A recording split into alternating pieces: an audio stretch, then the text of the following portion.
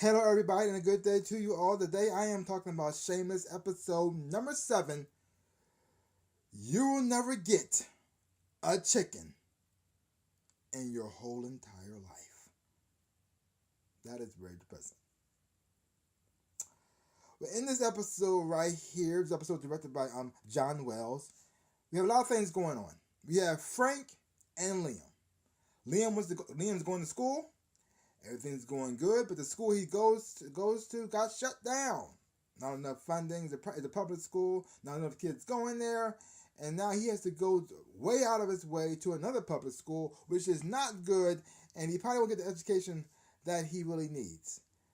And another thing is, there's a new school that developed, a private school that only allows people who have a certain amount of money who can go there. So they get all the education, they get all the good books, all the advanced equipment, and the school Liam's going to, well, not so much. So Frank is pissed off about this, and he does something that I wasn't expecting. He actually looks out for his son. I didn't see it coming. So he pretty much goes to this rich private school, and he just protests and gets on their nerves and bugs them until they let his son in, or at least change their policies. And then you have Fiona. And Fiona is on her road to becoming, well, a big shot. Because she was inspired by Marge, played by Sharon Lawrence.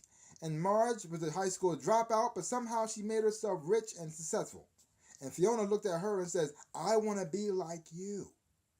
So now she's running a restaurant. She turned it around. She made it better. And now she bought, well, at least she thought she did, she bought her own laundromat.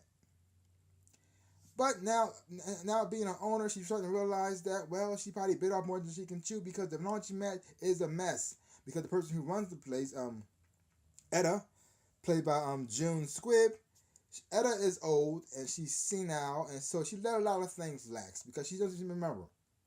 So a lot of the piping is not working. It has gas leaks. A lot of the washer machines aren't working properly.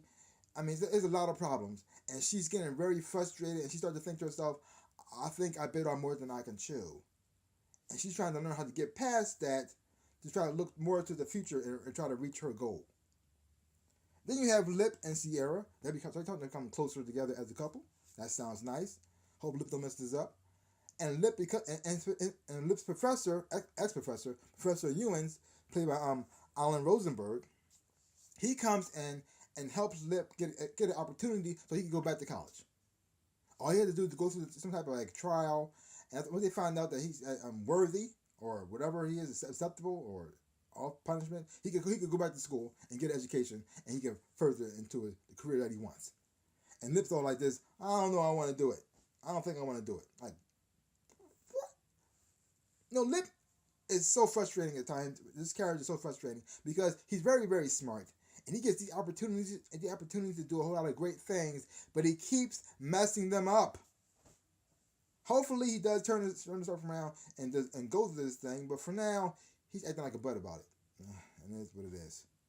But despite his educational stuff, he is growing closer to Sierra. And I think he's starting to see some stuff about himself that also is a problem. Like the fact that he's alcoholic, he's in denial. And he's seeing how her relationship is with her ex, who's her baby's father, who's also an alcoholic. And he's starting to see the problems that she's having that he might give to her as well, because he shares a lot of those same traits, even though he's in a complete denial about it. Yeah. Hopefully he'll turn himself around and get himself back on track. Hopefully. Then you have Deb. Deb decided to quit school, but she did get her GED, so that's good. And she wants to marry Neil, because she feels as though if she marries Neil, she can keep her baby and everything will be happy. I don't know why she thinks she got to marry somebody that could be happy. I don't know why she wants to get an education and then further expand her mind so she can get a career, which will help her out a whole lot. But whatever, this is Deb, and she's always in desperate mode. She's never had a really good plan. Deb's always like desperate. She always feels like though something bad's gonna happen to her. So she just reacts instead of thinking things through. So she says, "Oh, something's bad happened to me, so I better get married." Like, What? No. What are you? What kind of logic you? But that's just Deb's thinking. She's just so messed up. Then you have Ian and his new boyfriend, and they're going to try to experience some new sexual positions because both of them are tops, and none of them want to get penetrated. No, no. Ian's like this, not gonna stick it in my butt, and his boyfriend like this, not gonna stick it in mine either. And so they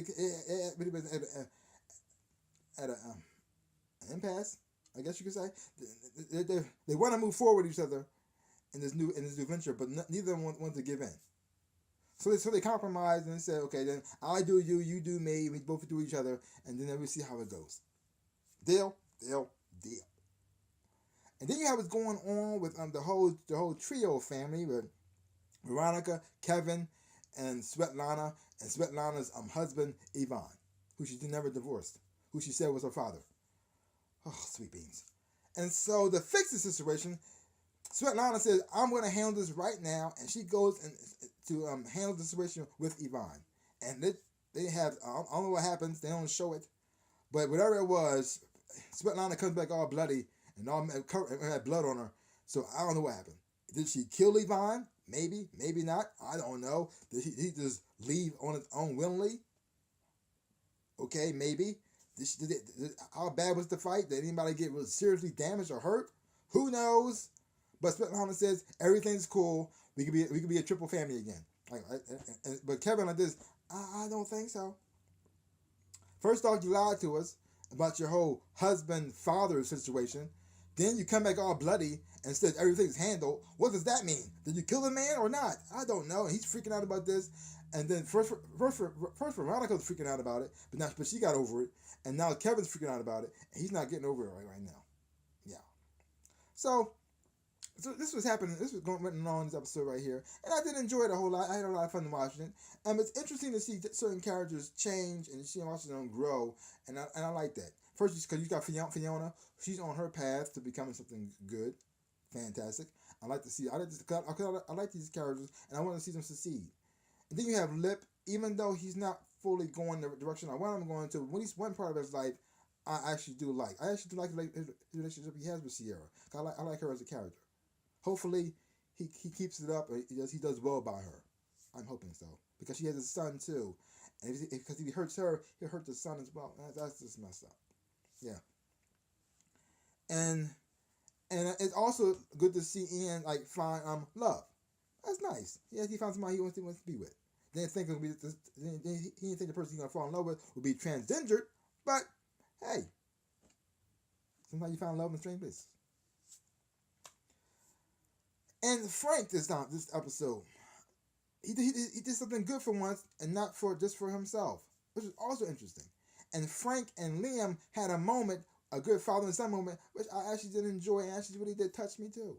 You actually can see Frank's heart grow 3 times his size this episode. And it was nice. It was beautiful. Now, I don't know how long this is going to last. Is Frank going to screw him over eventually? He probably will. I hope not. Please don't. Please don't. I mean, you got to screw over all your children. Like that. But like I said, overall, great episode. I really did enjoy it. It's always funny. And you enjoy the characters even though they're all messed up. Because you do care about them. So, leave your comments down below. Let me know what you thought about this episode of Shameless. And if you haven't been watching this, check it out for yourself. Hopefully, when you watch it, you will enjoy it. You will enjoy it too. So, that's all I got to say about that. So, give my channel a big like and a thumbs up. Boom. And subscribe to my channel and share. I really would appreciate it. So like I always say in my dreams and in real life, I am the Ninja Rabbit. Peace out, peoples.